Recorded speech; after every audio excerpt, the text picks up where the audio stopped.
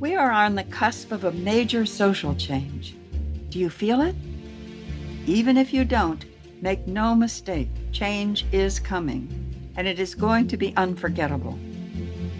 I'm your host, Dr. Sarah Hart, and here on Prime Spark, where we work with and on behalf of women over 55, I want to help you find that spark that will ignite your way forward, reflect your gifts to the world, and illuminate your path through this next stage of life.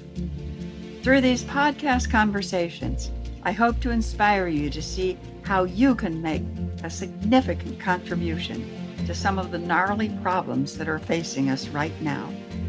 Join me, and together let's discover our Prime Spark. Hi, and welcome to Prime Spark.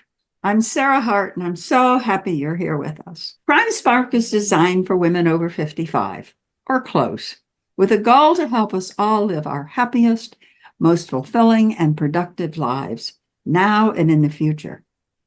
The mission of Prime Spark is to change the way our society sees and treats older women. That's a big mission, which only means we all need to be involved and we need to get going now. And today I have the pleasure of talking with Susie Pettit, a woman whose work I greatly admire. Susie Pettit has been helping women live lives they love for over 20 years. She is the host of the top 1% global podcast, the Love Your Life Show, and the founder of the Love Your Life School. She is a certified relationship, life, and wellness coach and has 5 sons, ages 18 to 26.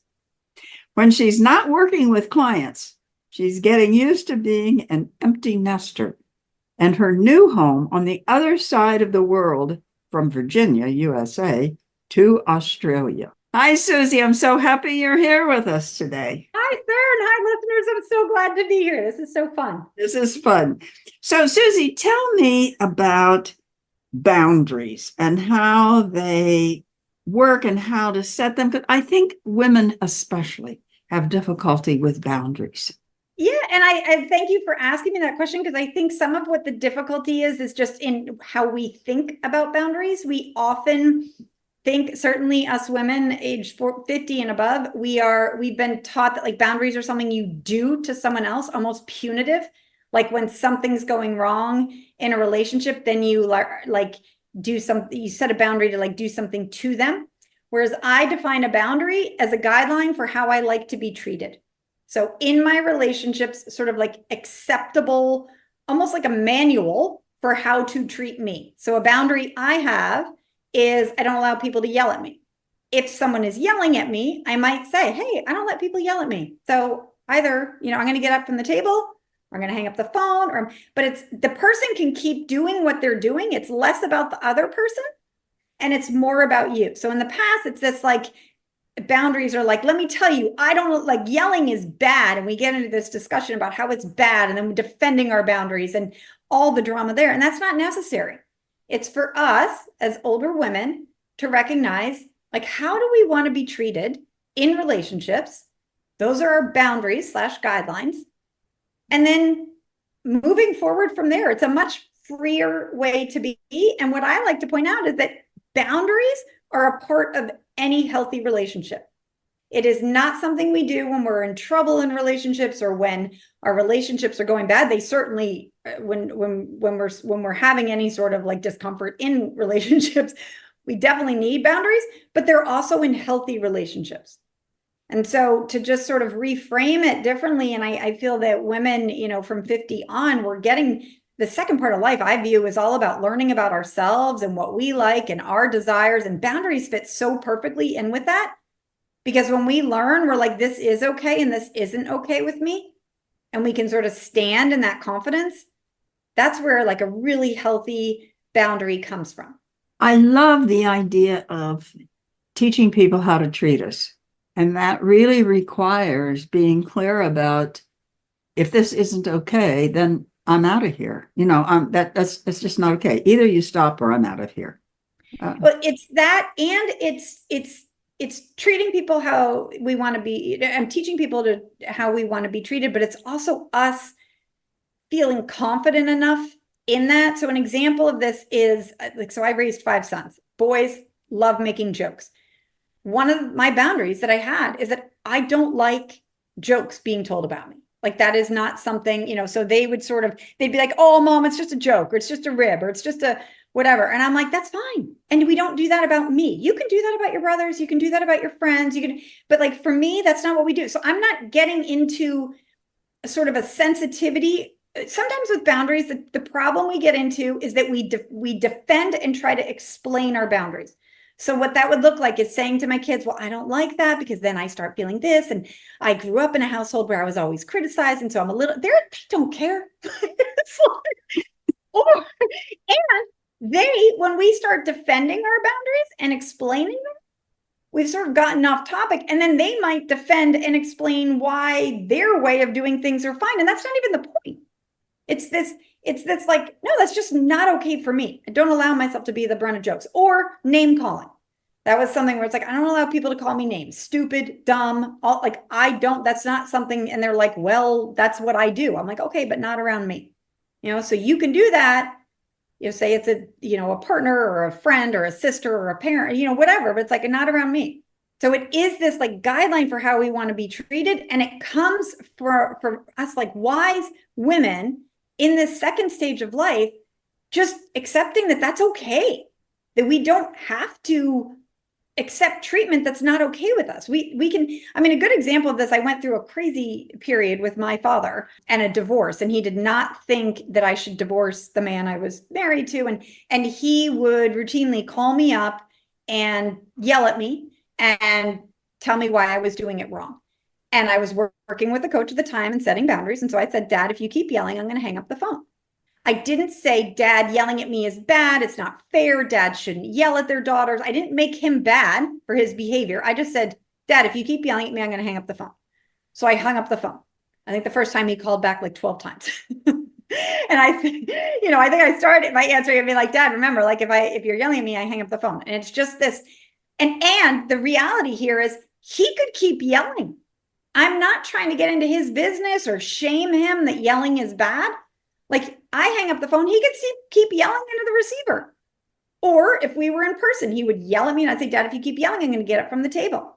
And he would. I would get it from the table and I would go in the bathroom and try to take my deep breaths, and I'd still hear him yelling. And that's okay because I've set the boundary. That's the healthy relationship. How did you learn this, Susie? How did you get started in looking at relationships? By having a lot of unhealthy relationships. Oh, that's so often the case. We learn. I was raised in a household. I was one of 3 daughters, and I was raised in a house that was very codependent, which a lot of us sort of were. Codependency is when we feel responsible for other people's emotions. So like if my dad was mad, my mom used to say, Susie, you made Dad mad, which we now know with emotional intelligence, we can't make someone else mad. It's their thoughts that make them mad. But as a young girl, I felt very much like I was walking on eggshells and I was responsible for my dad's moods. And I need, oh my gosh, okay, like me playing music made Dad mad, so I better not play music. And I kept shoving myself down and not paying attention to my needs and desires. And so then went to college and married a man that was a nice combination of both my parents, where he then told me what to do because I felt not good enough. So I moved into a relationship where that was familiar and I still felt not good enough. And in that relationship, he would tell me things like, I can't wear button-down shirts and I can't read these books. It was rather extreme. Yeah. But, who I could talk to, which friends were good, which friends were bad. So I did that for about, we were in a 19-year marriage, 26-year relationship. And it got to a point how I stepped out of this, as often happens for women, is I sort of drew the line with how he was treating then our kids. So I had a background. I had a master's in education. I am a parenting expert. I have all this, book knowledge on how to helpfully raise kids. And he was doing the opposite. And while I couldn't speak up for myself, I started to speak up for my boys. And so in that, getting into coaching, I was in therapy, but I really didn't start changing my life until I got into coaching. and learning that boundaries were even a thing. Like it felt that's why I like to draw the distinction between boundaries aren't something that you do to someone else. There's something you do for yourself. It is a guideline for how you're being treated. So me sort of learning that, practicing little practice steps, if someone is listening and they are like, oh no, I do whatever anyone else wants me to do. I still feel very responsible for how people feel. I just always encourage people to start small and with relationships that aren't as impactful. So I did a podcast once called like Start with the Waiter. So if you order tacos and you say, I want guacamole, no, pico de gallo, and they bring you pico de gallo, speak up with the waiter and say, hey, I ordered guacamole. That is going to feel uncomfortable to a lot of us who've been told that we, be the people pleaser. We're responsible for other people's feelings. We're, like, what is the waiter going to think? So I'm going to push back and be like, the waiter is paid by you to bring you what you order. So that is a very like reasonable, it's sort of like, it's a reasonable request to get what you're paying for. You can do it in a kind way. You don't have to do it in a like, bring me the guacamole, you idiot. It's a like, oh, you know what? I ordered the guacamole. Could you bring me the guacamole, please? So you could, but you just get started in whatever little way you can is how it works. So when I first started setting boundaries, I didn't start with that one against my dad, where I was like, if you keep yelling, I started with little ones. I started by saying I ordered the guacamole. Or I started by, a friend or like someone at school would ask me to do something at my kids' school. I'm sorry. At my kids' school, they'd ask me to do something that I am not good at, probably baking. Can you make 300 cupcakes by Friday? And I would say like, no. And I would sit in the discomfort and recognize that like me telling the truth, like I need to be true. Me being a people pleaser is actually a people deceiver. Because I had done that and it doesn't work, so I had done the like, yes, I'll make 300 cupcakes by Friday. So I'm being the good mom at school. And how does that play out? I'm sure listeners can like, well, how that plays out is then I'm at home. I'm trying to do this thing to be the good mom. And then I'm at home and I'm crabby and like snippy with my own kids. So I'm doing this for a stranger, but acting out of integrity in my own home. So it's some of this as we get older, we're like, oh, look at that stuff that society wants us to believe works. It doesn't actually play out that way. So starting to speak up in little ways is super helpful. That is, for many people, that's going to be easier said than done. So it is, but that's helpful to start small. So don't start with the big stuff, start with the little stuff. And that is an example of a waiter, because so many of us in situations like that would decide, or in big situations, we would decide, oh, it doesn't matter that much. It doesn't matter that much. And if you say that enough, then at some point you end up with almost nothing mattering. Well, what happens is you're sending a message that you don't matter. Right. Because that's a great example. Like you saying to the waiter that you would like guacamole, it actually doesn't matter that much to him or her. If you say it kindly and you're like, hey, I ordered guacamole. And he's like, oh, right. Oh my gosh. Right. I'll get it. Okay. He has probably 100 customers over the day. So one customer helping him maybe learn to pay a little more attention to details. That's a good thing.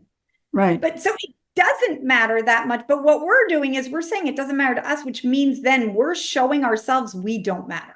Right. And that's a really harmful message to get, that, oh, we can handle it. We don't matter. It's all right. It doesn't matter. Oh, they just told that joke. Like I told them I don't like jokes being made about me. It doesn't matter. I told my dad not to yell at me and, oh, look at, he's yelling again. It doesn't matter.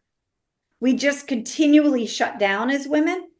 And that's not part of what your mission is, to help us live a happy and fulfilling life, because then we're putting ourselves sort of as these second rate citizens. And it's unhelpful to us. But what I like helping women see is it actually hurts our relationships. So when we're not being honest with like what, say your partner is like, hey, I want to, do you want to go out to dinner on Friday? And you've had a really full week of watching the grandkids and you're like, and you're thinking, no, I don't. But you're like, yes, because he wants to. It doesn't matter. It's fine. Whatever. You go out. What happens at that dinner? You're a little quieter. Maybe you're a little like, oh, it's fine. Okay, well, we're here because he want, and you don't speak up about where you want to go. It's the like, I know we've all been there where we're like, it's fine. And then we're like slamming cabinets, it's like, it's really not fine. And it's out of integrity with ourselves, but it also harms the relationship. So I guess if people, I mean, it does feel uncomfortable getting started. And so I like saying, like, start with the waiter or start with, someone sort of like a relationship, basically a stranger. So that you're like thinking like, okay, I am going to speak up a little here. The other thing I like having people practice is a yes diet. So I say go on a 24-hour yes diet, where if someone asks you to do something, they're like, can you watch the grandkids, in 3 hours? Or can you come over and, whatever, or like, can you make all these cookies for the church thing or whatever it is? You say, actually, I'm on a 24-hour yes diet, so I'll get back to you tomorrow. I need to think about this. Or you don't share that you're on a 24-hour yes diet, but you're like, you know what? I'll take that in consideration. I'll get back to you tomorrow. We're just trying to slow down that automatic yes, the automatic people pleasing, the automatic doing things and checking in with ourselves. So when they're like, can you bring, all the drinks for the church function? And instead of saying yes, you're like, you know what, I'll get back to you tomorrow. And you think about it, and you're like, you know what, I do like doing that. So yeah, I'll get back to her tomorrow. It's not always that you're going to say no, but you're having a little bit of a pause there for taking yourself into account, which is part of living a happy and fulfilling life, that we have to matter. So getting to that place, yeah. Yeah, I mean, it's what is disturbing about this is the extent to which, as women, we're actually subtly or not so subtly taught that we don't matter as much as other people matter. Mm-hmm. And to relearn that is hard because it feels selfish. It feels hurtful. It feels all sorts of things. And so, is that just part of the culture? Is that just part of Western culture, or where does that come from that we don't matter? Yeah, it's deeply rooted in our society and our conditioning, and most of us first world countries, but also third world. It really, and it is seems to be, I dive deep into this in some of my programs. So, but it does get into patriarchy in this. I have 5 sons, so I'm a big male supporter, but it does have to do with that we are trained as little girls to be the good girl, to not rock the boat, to be quiet, to we're sort of like looking outside of ourselves to figure out what we want inside. I mean, that is how I was raised in my house, was like, turn that frown upside down. You shouldn't be sad. Like we were, you shouldn't be mad. You shouldn't be angry. This shoulding on ourselves. There's so much of this, some of it is like trying to fit into like the societal norm, but it goes a step further with most women, where we're taught to do what other people want us to do. Otherwise, we're selfish. And there's one of the worst insults you can give a woman is saying that she's selfish or that she's needy, which is so fascinating because we are humans and we have needs. But what I find with the population of women I work with is that we've shoved those needs down for so long that we've been this sort of like human robot and doing what everyone else wants us to do, like looking outside of us. Or like, are we okay? Are we okay? Like, are we doing it right? Do we, like smile when the waiter asks us, like, how are we doing with this? And we are not stopping to be a human being to see how we're feeling. So we're shoving our needs down. We're just like, okay, it doesn't matter. The only problem is in shoving those needs down, we're human beings and we actually have needs. And so that leads to a feeling of resentment, a feeling of irritation, annoyed, frustrated, burnt out, or a lot of the feelings I have women share with me. Another big feeling that I hear women say is that they feel like no one really knows the true them. Like they don't really, maybe they're like girlfriend that they get together with and they complain a lot, but it's like they complain and then they keep doing the same thing over and over. But it's this feeling of like resentment. It's all on me and no one ever helps me. And like, it just feels so heavy. And so, yes, a lot of that is in our conditioning. And some of us never sort of stop that pattern and age out of it. I imagine people listening to a podcast like yours are looking to stop that generational pattern. And that's a lot of what I help. I'm like, we don't want to pass this down to our daughters. This feeling that, whether we have daughters or whether they're like the colossal, like the sisterhood, this idea that we have to sort of shape shift to make everyone else happy versus us mattering. I think that just in my experiences talking to a lot of women, that we get to, many of us, not everybody, but many of us get to a certain point in life, and it tends to be late 40s, early 50s, later 50s, early 60s, sometime in there. Depends on how a woman has put together her life. And especially if we had children, our main job, quote unquote, even if we had a career, we still were the main caretakers of our children. And so at some point they're not there anymore. I mean, they're there, but they don't need us in the same way. And for the first time in an adult woman's life, it may be that she's sort of, well, what do I do now? Who am I? And gets curious about that. And one of the things I see happen, which I think is very sad, is that many women then transfer everything onto a grandchild. Yeah. And that's not to say, we shouldn't enjoy our grandchildren. They're a great source of joy. But I think that you have to be careful that you don't start doing with your grandchildren exactly what you did with your children, rather than stop and explore, who am I? Yes.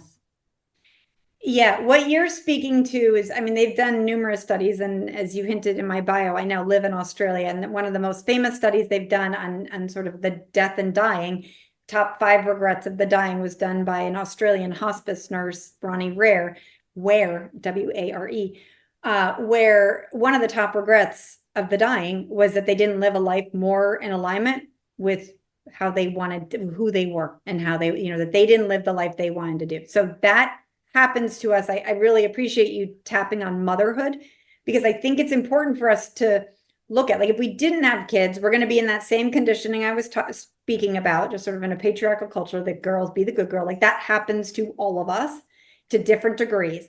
But if we have kids and we are the mother, there is something very real that happens in our DNA, in that if we're carrying those children in our body, we literally are responsible for them. So us having this feeling of responsibility is very real. And human beings, when they're born, are some of the most helpless, useless creatures. They're the only one, like, their brain doesn't fully form until they're age 25. So as parents, if we leave a child, if we give birth and leave that child, the child is going to die. So we 100% take responsibility for that child. And our challenge as parents and maturing into emotional adulthood is to care for that child. It's sort of like the medical model. Like, we do it for them until they're like 8 or 9. Like, we're doing it all. We're like, I don't care if you don't want to hold my hand. We're holding my hand when we cross the street. So we do it for them. And then 8 to really 25, when their brain is cooked more, we're doing it with them. So this is we're stepping out of being the main nagger or overfunctioner in their life. And we're like, oh, okay, you're not handing homework in. Well, what are you going to do about that?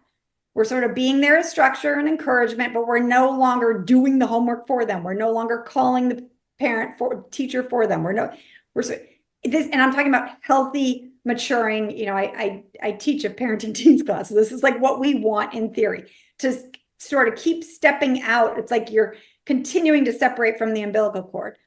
And then for our kids to truly launch and individuate, then we let them fly off. We let them have their life. Very real in there is the mother having this like, oh my gosh, what about me moment? Sort of an existential crisis, that midlife crisis. I find that women, when they're aware of sort of the natural progression and the brain stages of their children, they go through this better and differently. They aren't as like clingy and needing their kids to sort of fill up who they are.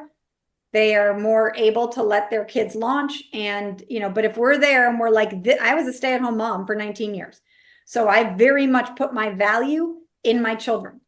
And if I was not aware of all this educational stuff, I would very much sort of do what you're saying, like, well, we see women do all the time. It's like my kid's success is my success, which isn't accurate, but we're sort of have that hyper responsibility for which isn't so helpful. And then we can get to a place where they leave, where yes, we might transfer it to a grandkid, or we might also transfer it to the kid, that it then flips. So now it's like, oh, I'm so lonely without you.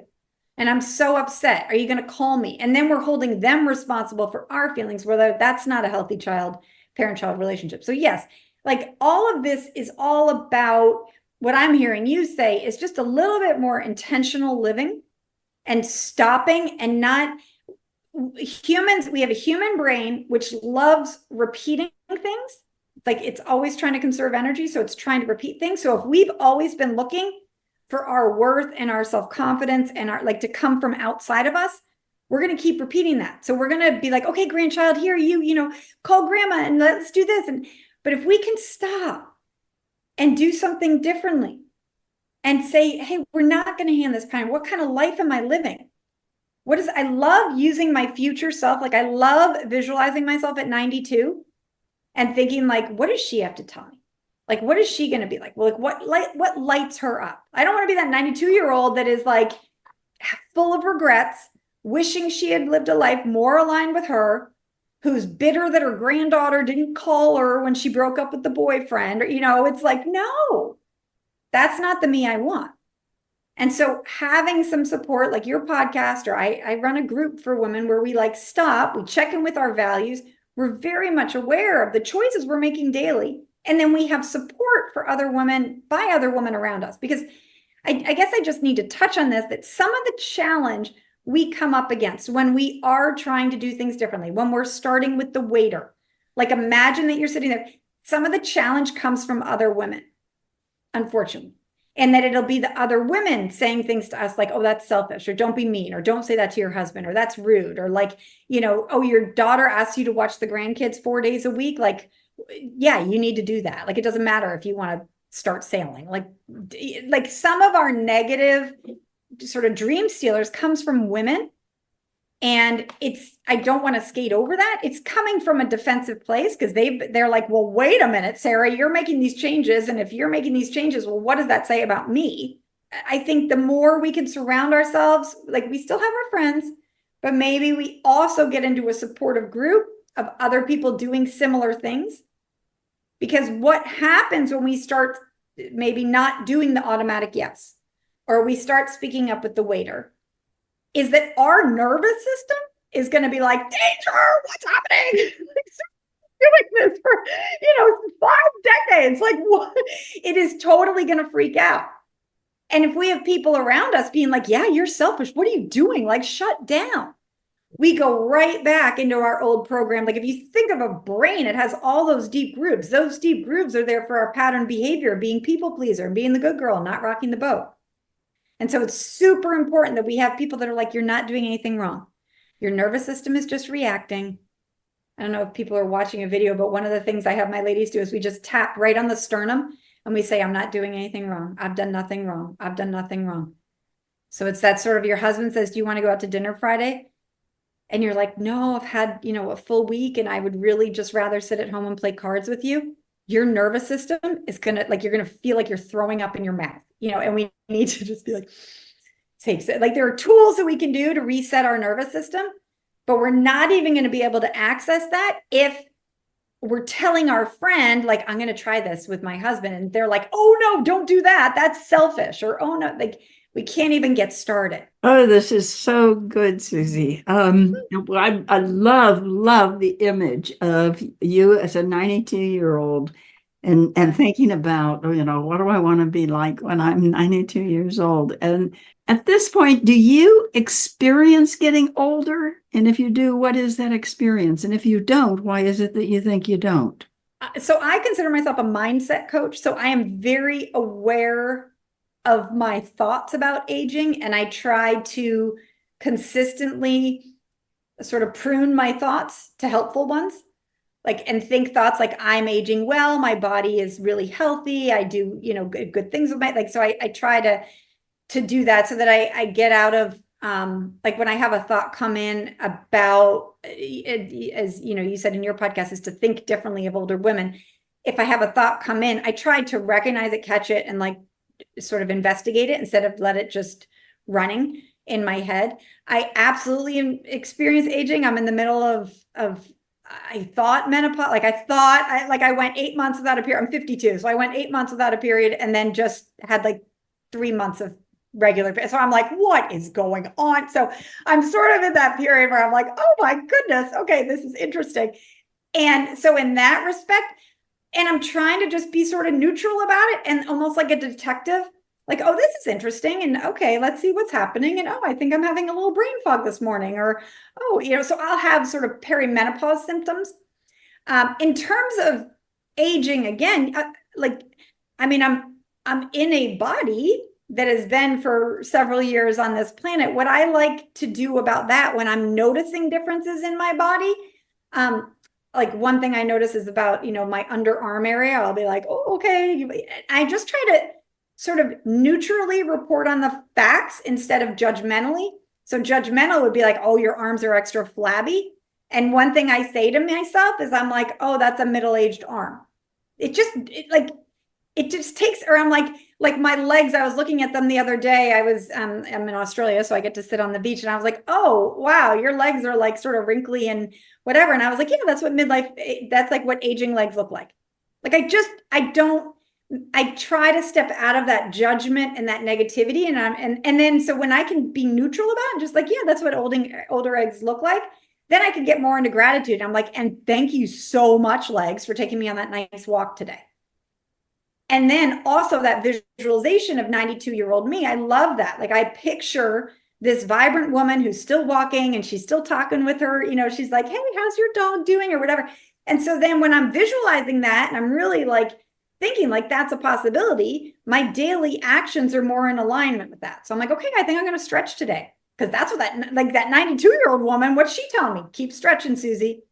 Keep drinking your water. Like it's channeling all that into being. And we know how important that is now because your attitude toward aging has a huge impact on your health and actually on your longevity. And we know this now. And so it really pays to be alert for the negative thoughts we have about aging, because we probably have those thoughts because that's what we grew up with. And yeah. So good. Yeah, well, that's good advice. Can I just say one thing? Because sometimes I get pushback and they're like, well, that's delusional. Like, what if that doesn't happen? Like, what if I am dead in 10 years? Or, like people will be like, well, that's ridiculous. Why? Like you thinking, quote unquote, positively about your future, like how helpful is that? And I just always want to push back against people is that like, we don't know what the future brings. And what we're thinking in the present about the future, we feel in the present. So a lot of people spend a lot of time thinking about the future in a worrisome way. And then in the present, they're worrying and they're obsessing and they're like, oh my God, what if this happens? What if this? And then what happens? Like we're both going to get to, let's say we all get to 92. Let's say I get to 92 and I am in a wheelchair and I'm drooling. It's like, okay, well, I've been happy, right now I'm happy. So like, what am I, like, it's like, what's the harm in that? Like, okay, yes, things happen, but until you get there, how do we want to feel? This is part of your podcast in a happy and fulfilling life. Like, how do I want to feel today? Things happen. We'll handle them. How about right now? I want to look forward with excitement. I think that's so good because one of the things I realized years ago was when I'm really, really afraid of something coming up. I think, well, I'm okay right now.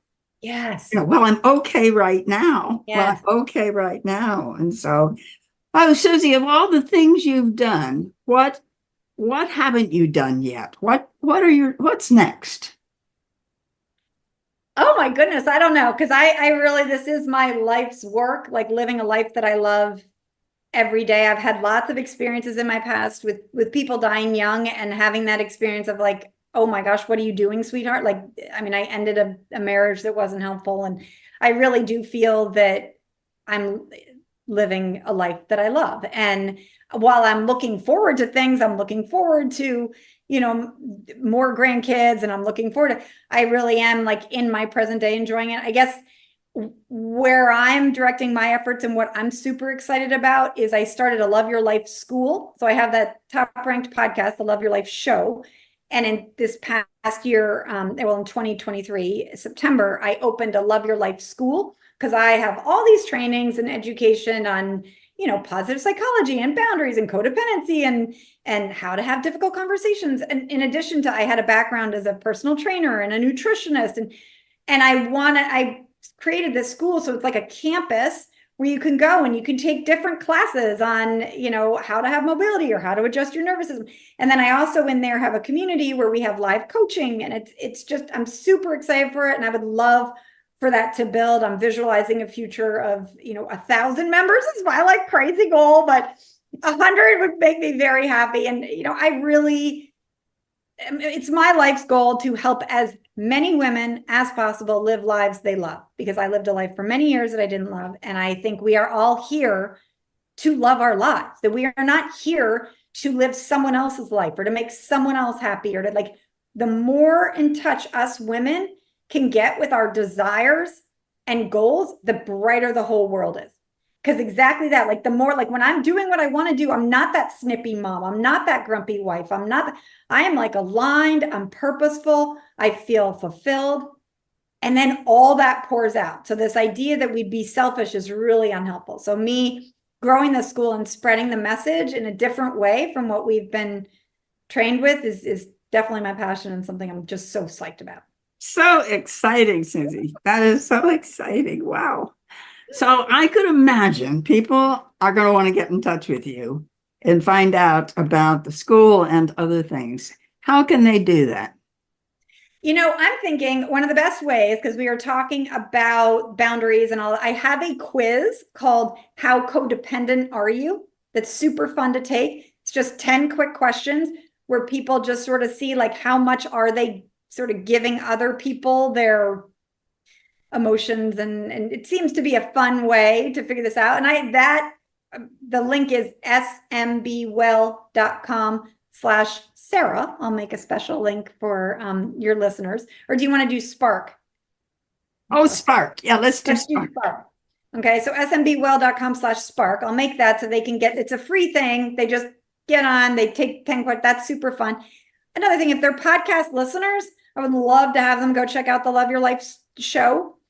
They can Google Susie Pettit, or they can do the Love Your Life show. And there's a picture of me with my arms in the air. It was 20 years to the day of when I have a big story, which I share on there, but my dad turned over a lot of my money. I was basically bankrupt and living in the basement of Arlington, Virginia, because in Virginia, you are the property of your husband. So I was bankrupt in a basement, and I went to, my arms are raised. I'm eating breakfast in Bali with my husband and this wonderful thriving. So it's sort of this turn of events, but I would love for listeners to reach out to me. Let me know that they found, that they listened to this show, what takeaways they got, take the quiz. My email is Susie@SMBWell. I love talking to people. I am here to help people. This is my life's mission, is to help as many women live lives they love. So however I can help listeners, I light up with that. It makes me so happy. Fantastic. Thank you so much. So that is our time today. So please join us again. You can find our Prime Spark podcast on every popular outlet. Find out more about Prime Spark at primesparkwomen.com. Thank you so much to my guest, Susie Pettit.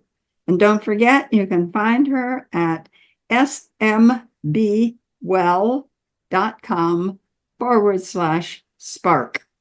Good. Thank you, Susie. Yay. Thank you, sweetheart. And thank you for being with us, everybody. Take care, spread tolerance and love. Bye-bye. Thanks for listening. If you enjoyed today's episode and would like to stay updated, you can head over to my website, primesparkwomen.com, and get my free Spark Guide, 7 questions to ignite your spark, to help you discover your own spark. See you in the next episode.